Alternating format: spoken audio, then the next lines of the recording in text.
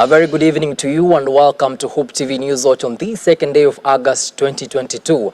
My name is Kennedy Kimani and assisting with the sign language interpretation is our very own Boniface Murithi. Now, Interior CS Dr. Fred Matiang'i has ordered additional security personnel to be deployed in parts of Rift Valley as part of election readiness measures.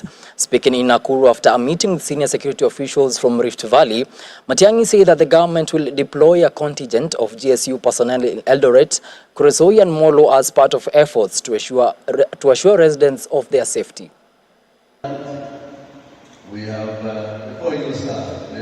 We have been briefed by our colleagues from the National Police Service on that incident of rivulets, and I believe you know by now that the police have got 8 suspects.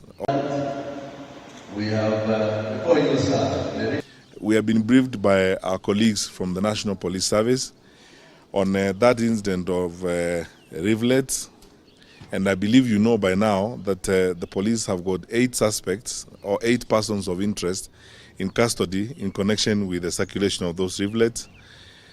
We hope that some of those will be taken to court today and investigations continue on that matter. We are here and that's why I think this opportunity is important to assure the country and assure all residents of Rift Valley that we are fine. Rift Valley is secure, it's quiet. We don't have evidence of anything that should worry anyone here. We have teams on the ground that have been working here for a long time. We are collecting intelligence in real time. That's why we were able to very quickly arrest 8 suspects in connection with the circulation of the leaflets. In addition to that, however, I need to confirm to the residents of Rift Valley that the National Security Council has ordered additional security resources for this region. And so you are going to see increased deployment and patrol of more of our GSU teams here. We are placing more personnel on the ground here in Molo, in Kuresoi, in Newswatch, in a number of places around here.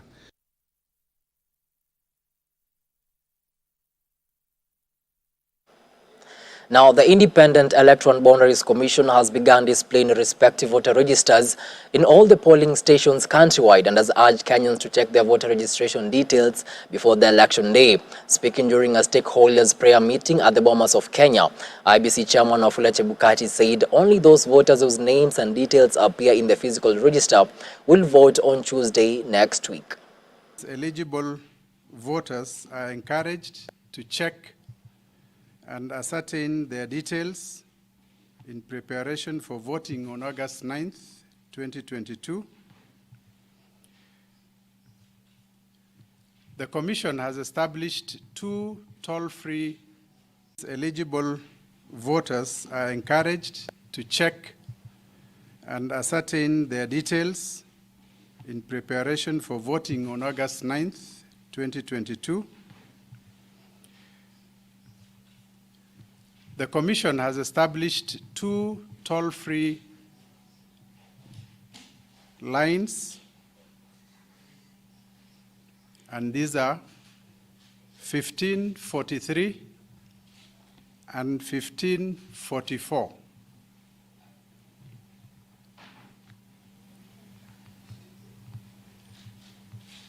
The public, the general public, all voters are encouraged to call these 2 numbers for any information or clarification relating to the voters, the register of voters.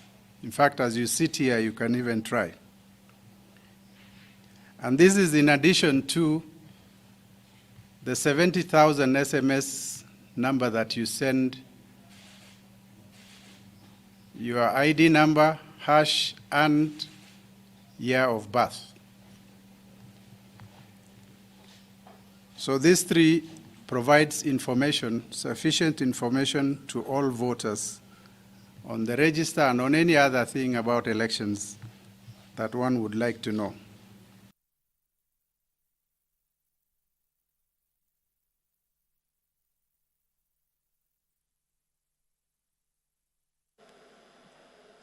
Moving on, the National Mediators Peace Team and the Women Mediators Network have come together to persuade all Kenyans to recommit to peace. Speaking during the event held at the Bomas of Kenya, the leaders have urged Kenyans to vote peacefully and once they are done, to go back to their homes and wait for the completion of the exercise. At the same time, reminding every Kenyan that they have a sacred responsibility and duty to safeguard the country for their own sake and that of posterity. Kenya makao yetu ni nchi ya kupendeza, kamwe hatutaiacha. Kenya will go to the ballot to exercise their democratic right to vote in what will be our third general election since the promulgation of the Constitution of Kenya 2010. We remain grateful to God for the stability and peace that our country has enjoyed so far. The world's eyes and the eyes of the United Nations are turned to this great country of Kenya, long admired for the many political freedoms it boasts, for its vibrant civil society, its thriving economy.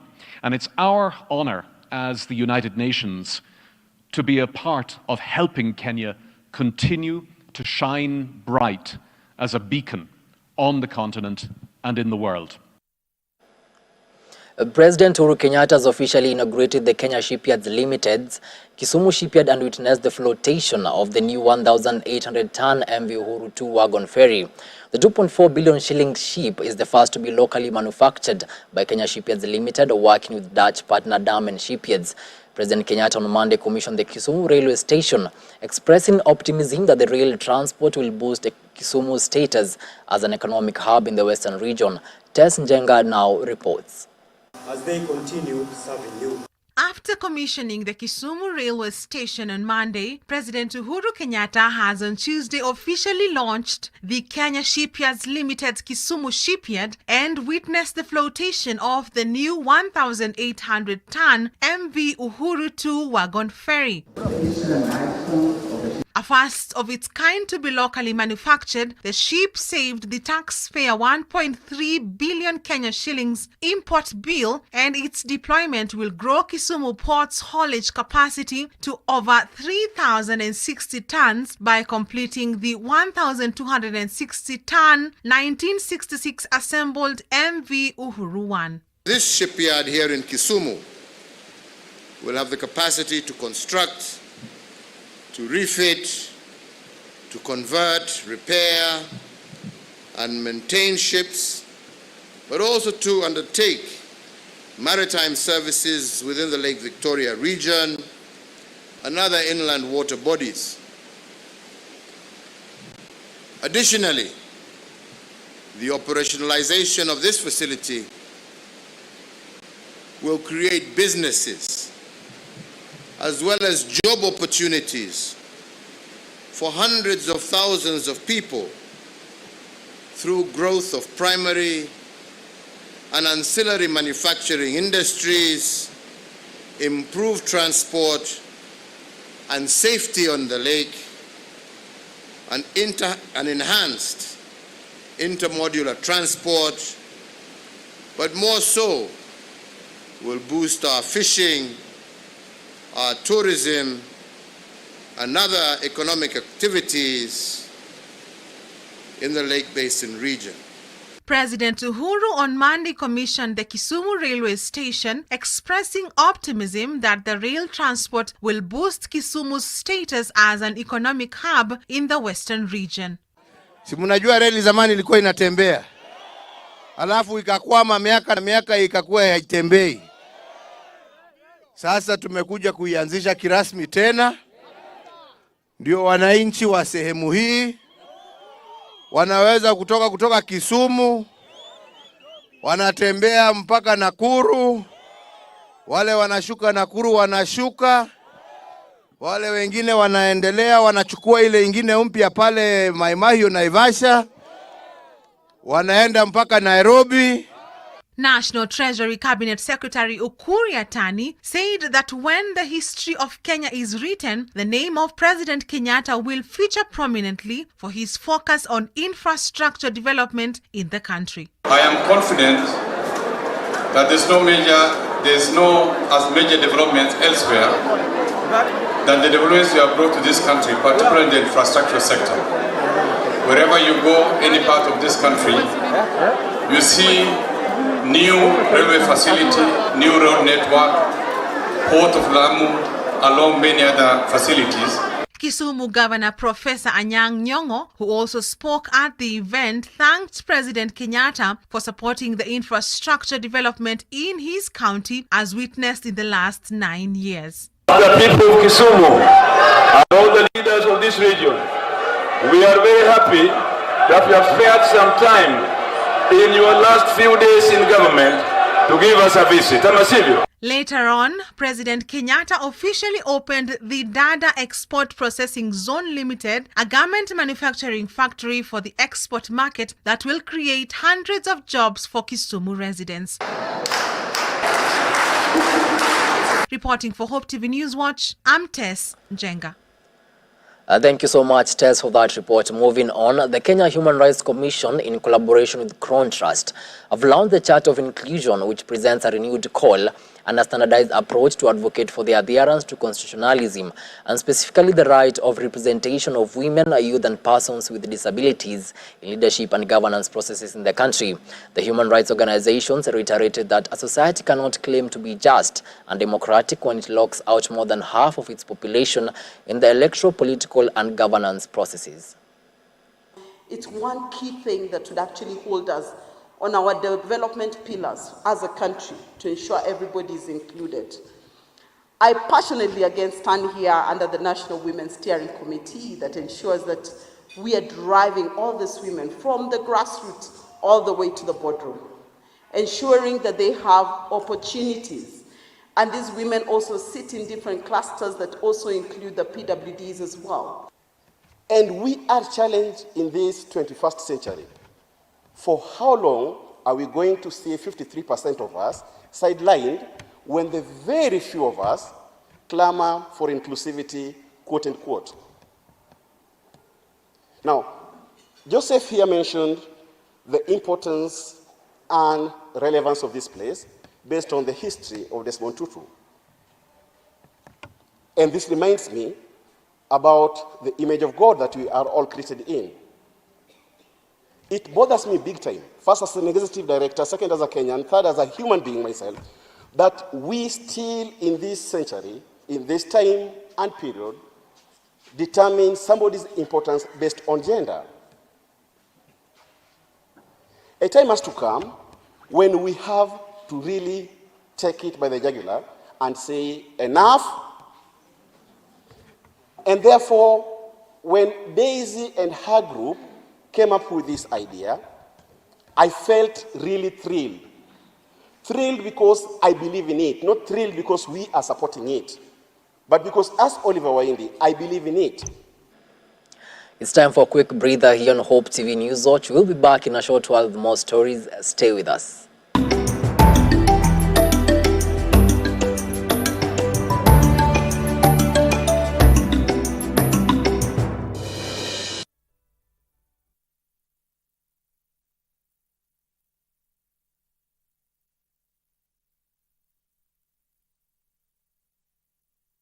Coming up this September, CITAM Springboard Convention 2022 with fresh anointing to radiate God's glory as we reach out to the lost. Mark and save these dates from the 20th to the 24th September 2022 at CITAM Valley Road.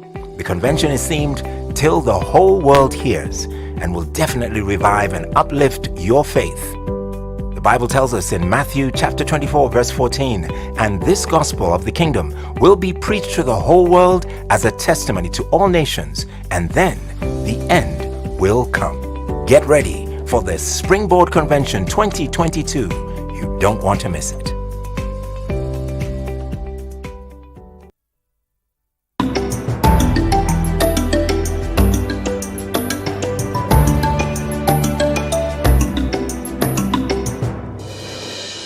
Thank you so much for staying with us. Now, 3 opinion polls released today by 3 different pollsters have placed Azimio presidential candidate Raila Odinga ahead of his UDA rival William Ruto. Opinion poll by Tifa Research indicates that in Nairobi, Odinga leads with 52%, followed by Ruto at 34%. Ipsos poll also shows that if elections were held today, Odinga will garner 47% of the votes compared to Ruto's 41%. According to Infotech, Raila is leading the presidential race with 49%, followed by DP Ruto at 42%. As Dickens Luvanda now reports, the release of the poll comes just a day before the deadline of opinion polls publication according to the law. Opinion poll firms are in their last lap of releasing their findings as election day fast approaches. Despite the country having 4 presidential candidates, 2 seem to be the ones with much focus if what opinion polls are revealing is anything to go by. Azimio One Kenya candidate Raila Odinga is leading his main challenger William Ruto of the United Democratic Alliance UDA in 2 different opinion polls, which have been released by different companies. The latest opinion polls by Ipsos has placed Odinga ahead of Deputy President William Ruto, indicating that if elections were to be held today, Raila will garner 47% of the votes, compared to Ruto, who will have scored 41% of the votes. 53% would not vote for Raila. 32% tell us that this candidate is old. 10% tell us that I wouldn't vote for him because is a government project, and of course his manifesto is not as clear. Those are those who would not vote for Raila. Those who would not vote for Ruto, Dr. Ruto on the other hand, tell us that the corruption allegations against him is an integrity issue that stands against us thinking about him. And then of course the other smaller percentages there is temperament, is hot-tempered or hostile, is a disrespectful candidate, is not a safe pair of hands, is hard, not viewed as a Democrat, is hateful, and the reasons are there. None of the presidential candidates has a popularity rate of above 55% in 12 counties, meaning that with just 6 days to the polls, the 2 frontrunners still have work to do this week to persuade voters in 12 counties that have been classified as battlegrounds. The 12 counties include Lamu, Nyamira, Wajir, Mombasa, Kitui, Samburu, Nakuru, Narok, Kiambu, Bungoma, Tana River and Marsabit. The poll showed that Odinga is currently taking a lead in 18 counties, while Ruto has a popularity rate of 55% and above in 17 counties. We look at their assets. These are the things that voters told us. Now, when a voter told us, I will vote for Raila Odinga or William Ruto or Maure, we went ahead and asked a question, why would you vote for this candidate? The points that come out for Raila, we've put them together and they all portend a level of legacy. And we think that is his strongest asset. But in terms of liability, those who would not vote for Raila Odinga, they wouldn't vote for him because of the age factor. Those who would vote for William Ruto, they are voting for a plan. Those who would not vote for William Ruto, they have a challenge with his integrity. In an opinion poll by Trends and Insights for Africa Tifa research firm, also released on Tuesday covering Nairobi and Kajiado County, Odinga leads with 52%, followed by Ruto at 34%. In Kajiado, the study showed that Odinga led with 47%, followed by Ruto at 39%, while in Nairobi, where a total of 520 registered voters were interviewed, Tifa found that Azimio la Umoja is the most popular coalition at 50%, followed by the Kenya Kwanza at 28%. The survey, however, revealed that the UDA is the most popular party in Kajiado at 31%, followed by ODM at 28%, as Jubilee trails third at 9%. Johnson Sakaja of the UDA party will carry the day in the Nairobi gubernatorial race if elections were to be held today by 53%, against Azimio's Paul Kapigade, who will have gotten 36%. Deacon Sylvanda, Hope TV Newswatch. Thank you so much, Dickens, for that report. Now, moving on, the Kenya Kwanza presidential candidate William Ruto has called for a peaceful election, urging Kenyans to pray for peace. Speaking during a prayer meeting organized by Mama Rachel Ruto at the DP's residence in Karen, which brought together members of the clergy, DP Ruto said that this year's election is more of a spiritual battle than a political contest and can only be won through the prayers of those who believe.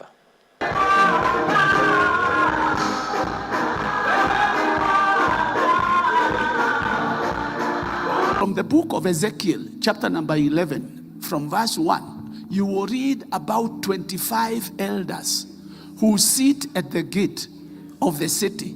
And they are the ones who decide what is going to happen in the city. And they say, you are a meat to be eaten. We refuse to be meat. We refuse to be meat. So we are going to send confusion in their camp, that when they sit together, they will not agree. We let God down by not going to do that which he intends to use to make the right choices.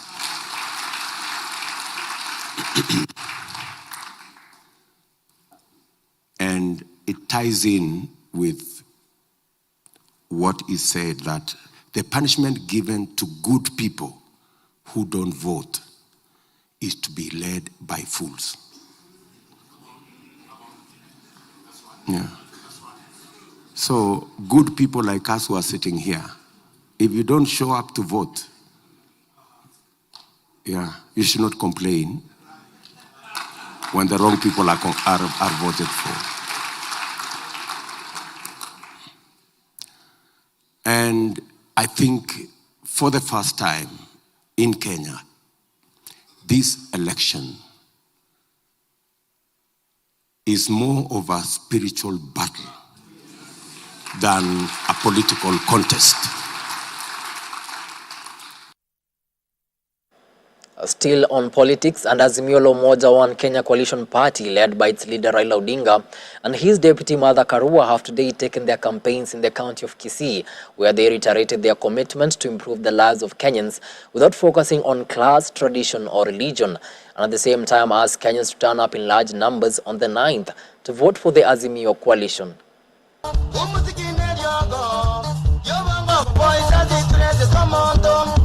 There's one thing that I want to tell Ruto. Kenyans are not prepared to elect a corrupt leader as their next president.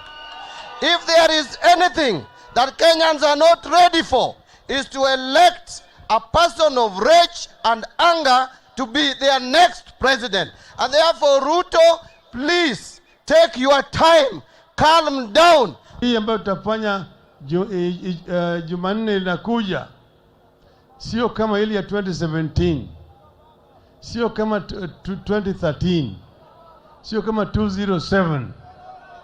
Hii unaweza kufananisha na uchaguzi mbili peke yake. Moja 1963 ambayo ilileta uhuru ikatoa mzungu hapa, na 2002 ambayo ilimaliza utawala chama kimoja na ikazaa katiba mpya ambayo imeleta ugatuzi. Sawa? Hiyo ni ukombozi na 1, ukombozi ya pili. Hii sasa ni ukombozi ya 3 na ya kiuchumi, the economic liberation of Kenya. Sawa? Now, the Mombasa Jubilee Party Brigade have come in defense of President Uhuru Kenyatta. In all, the term has continued its respect by the Kenya Kwanza Alliance to President Kenyatta.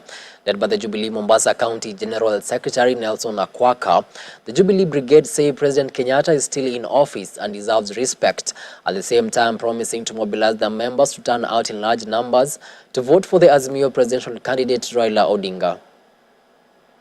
We, the Jubilee Party members, within the Mombasa and to an extension Coast region, are seriously perturbed by the abusive statement issued by Uta Party in Mombasa, abusing our party leader, His Excellency the President of the Republic of Kenya, Uhuru Muigai Kenyatta, on matters relating to the port. Our party leaders and the President of the Republic of Kenya must be respected and left out of the order. site shows. We understand they are looking for anything to hold on as they face the rejections in the ballot. We strongly support our party leader, President Uhuru Kenyatta, and our President of the Republic of Kenya, His Excellency Uhuru Kenyatta, for driving this country peacefully for the last 10 years in peace. We reject those who are on petty payroll to tarnish the name of our President Uhuru Kenyatta, as we heard by yesterday. Please let us keep peace in the coming elections. We vote wisely, peace and everything are in control. Kwa kweli mimi sikupata usingizi leo kwa sababu yule ni mtoto, hafai kujibu mtu mzima majibu kama yale. Hafai kujibu, angeongea mambo mengine ya kumkaribisha karibu ili aweze kumwambia mambo mazuri, lakini kumtusi, kumuita mlevi, kumuita yote aliyomuita ni makosa kubwa sana, kwa sababu yeye ni mtoto. Kama angekuwa ni umri wake pale hatungezungumuza, lakini ni mtoto. Kwa nini azungumuze? Ati kwa sababu amepewa kiti, hata hajakalia, na akikalia atatufanyia vipi? Kwa hivyo tunamuomba kwamba yeye yale aliyozungumuza yatamdhuru yeye, sio Uhuru. Ni mlevi, yeye ndio mlevi kuliko Uhuru. Now, away from the political stories now, and parents and pupils of Laza Primary School in Galole constituency, Tana River County, have demolished a commercial building that was under construction and was blocking the school's gate. The chairman of the school's board of management, Mohammed Hassan, said the tussle over the school's land has been in existence since 2002, adding that the land was donated by the former Zubaki location chief family for community school to be built. The school is now appealing to the Tana River Deputy County Commissioner to intervene to ensure the school gate is not blocked, for it poses a risk to the learners in case of emergency. Anayesababisha hizi ni senior chief retired John Duko, ndiye anayeleta hizi shida za uwanja wa Laza Primary.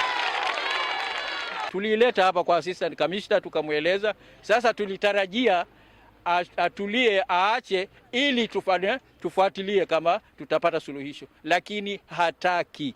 Na ndio sababu wazazi walipokuja wakasema hawatangojea tena. Mimi napita kama dakika 15 naenda nyumbani, nataka kwenda benki, wakati ninarudi ndio nimeona hivyo. Lakini mimi kwa sababu nilipenda watu wa Laza nikawajengea hii shule, na leo sijui kwa nini yule ametoa ardhi na kuwajengea watoto.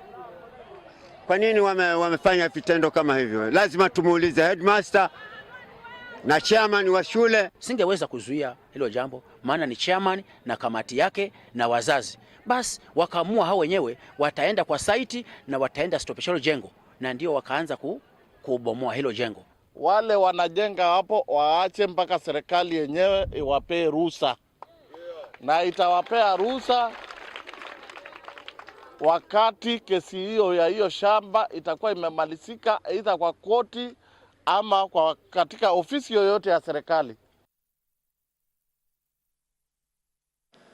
Let's now have our international news roundup by our very own Faith President Salfa. Joe Biden has confirmed that the U.S. has killed the leader of Al-Qaeda, Ayman al-Zawahiri, in a drone strike in Afghanistan. Ayman al-Zawahiri was killed in a counter-terrorism operation carried out by the CIA in the Afghan capital of Kabul on Sunday. Officials said Zawahiri was on the balcony of a safe house when the drone fired 2 missiles at him. Zawahiri and Osama bin Laden were accused of plotting the 9/11 attacks together and were one of America's most wanted terrorists. The killing of Ayman al-Zawahiri has brought a sense of closure to Kenyan victims injured in Al-Qaeda's bombing of the U.S. Embassy in Nairobi 24 years ago. Zawahiri is said to have coordinated Al-Qaeda's branches around the world, including setting priorities for providing operational guidance and calling for and inspired attacks against U.S. targets and other countries. However, U.S. officials maintained that the operation had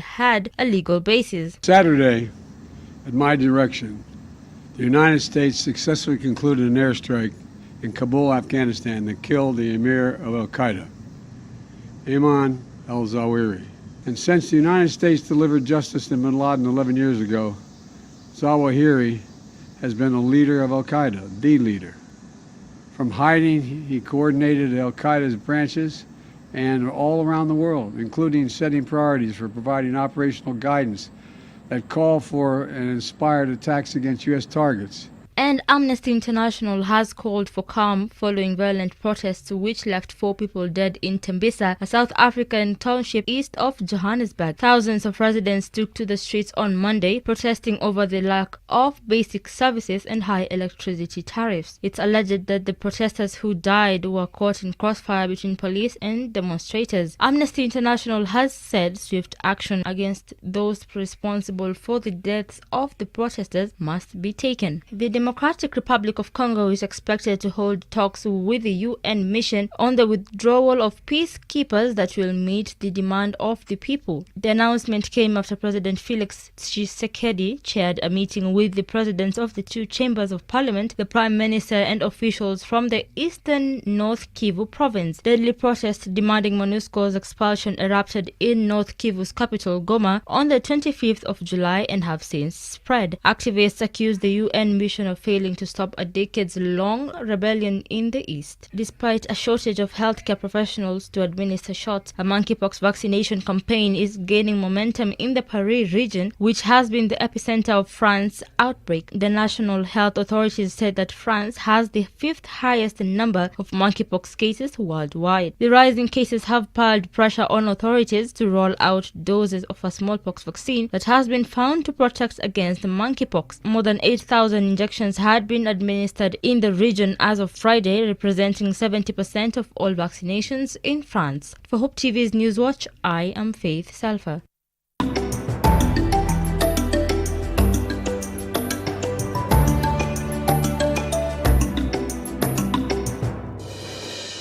Hope TV is now available on GoTV Channel 103, Zuku Channel 873, Signet Channel 817 and StarTimes Channel 026.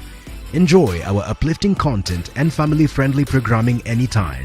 Hope TV, you look and live.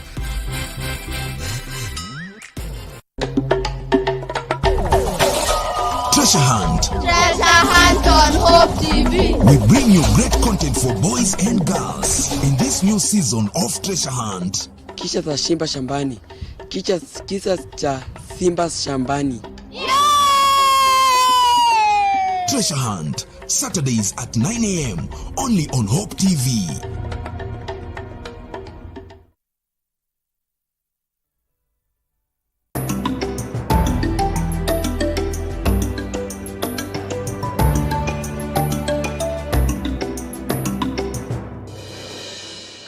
Welcome back. Now let's get down to business. The Kenyan fish farmers will now benefit from a program aimed at increasing the profitability of their farms through a data-driven integrated ecosystem approach. This approach, which is the first of its kind in the country, brings together all the stakeholders that a farmer needs during the farming process to the point of purchase into one end-to-end program. These stakeholders include one feed manufacturer and supplier, 2 fingerling suppliers and an aquaculture training institution, 2 microfinance institutions and a buyer. As a country, we're producing 150,000 metric tons of fish, and that is everything. That is both the wild fish and the aquaculture fish. And yet, as a country, we need about 600,000 metric tons to consume. That is if each Kenyan is eating 4 kilograms of fish per year. But if you look at what is recommended, it should be 20 kilograms of fish per person per year. And that pushes us to 900,000 metric tons of fish for the whole period. Data is very key because it's one of the success factors in production. So we're looking at all production parameters, we're looking at water quality, we're looking at the expenses. If we don't track this throughout the production cycle, then we are blind. We don't know whether we are increasing profitability or not. Now, profitability is one of the things we are aiming at the end of the project. So for us to actually assess that the farmers have increased their profitability, we have to keep the data. What's going to happen with these 50 farmers is we're going to assess how is their productivity going to increase. So when I talk about productivity, we're looking at increased productivity, looking from around 9 tons per hectare per year to approximately 15 tons per hectare per year. So that's one of the things that we're going to be looking at. Moving on, Safaricom has unveiled a new brand campaign dubbed Tuinuane that is aimed at encouraging Kenyans to uplift one another. In the spirit of Tuinuane, Safaricom intends to empower communities, give students easy and simple access to learning materials, and unveil innovative products and services that give customers value for money. Another campaign, Safaricom Foundation's Notozetu initiative, will drive Safaricom's engagement with the community. We understand that running a business during these tough times can be a daunting task. Through the recently introduced SME portal, small and medium enterprise portal, enterprise experts will offer free consultation for business looking for new ways to scale. And then to support and uplift students, we've partnered with education content providers to enable access to relevant and affordable content in a simple and easy manner. Propositions include Shupavu 291, which can be delivered via SMS for just 4 shillings per day, and a web-based Safaricom Elimu, which can be accessed with 200 MBs of data for just 20 shillings. And then soon, we will continue with the plans to launch M-Pesa Junior. And this is one that we've been working for a while, with a lot of support from the regulators for young Kenyans aged between 10 and 18, and with parental control, you'll be glad to know. And then at 18, the child, the actual line converts automatically to the child's name. Now, Pwani Oil has launched the first ever mass-produced chocolate soap in Africa. Dubbed Sour Chocolate, the soap will be available in the market in 225 grams. Embracing modern technology in its soap manufacturing segment, the move is aimed at boosting customer experience and staying ahead of the competition. The soap, which looks like chocolate and smells like chocolate, is the first of its kind and unique to the market. We're happy today that we're here to see the launch of another good and great innovation by Pwani Oil. It's good to actually be seeing innovation coming in a category that at times seems hard to innovate in. And so we are quite proud that as the home of the back to school, as the home of the Kenyan Mwananchi, that we are actually quite clear, trying to actually make sure that we grow the brand and create excitement around the brand. And about 4 months ago, when we were talking about how we're going to work around the holidays with the general election coming up on the 9th of August, and how all the registered voters will be going to vote, we were saying in our boardroom, what will the kids be doing at that time? And we said we need to give them some reason to rejoice whilst the parents go out voting, and the rejoicement for a kid will now be in the bathroom. If chocolate was applied on the skin, how would it look? How would it feel? How would it smell? And that's really the emphasis or the genesis behind launching a variant in the Sour Chocolate brand.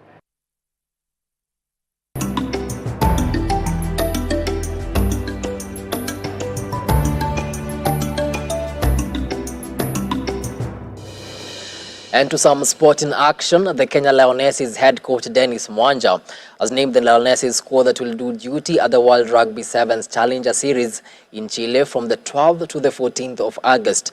The team squad include Judith Auma, Lorraine Otieno, Stella Wafula, Lynette Mora, Grace Okulu, Lea Wamboi, Sinaidan Nyachio, Jean Bisela, Janet Okello, Naomi Amuguni, Christabel Lindo, and Goreti Ochenga. The management consists of head coach Dennis Mwanja, Samuel Kimodo, Ben Mahinda, and Camilline Oyuayo. The Challenger Series serves as the qualification tournament for the 2023 World Rugby Series 7 series. Moving on, after a grueling run of 13 races in 20 weeks, the Formula One paddock has now taken a summer break.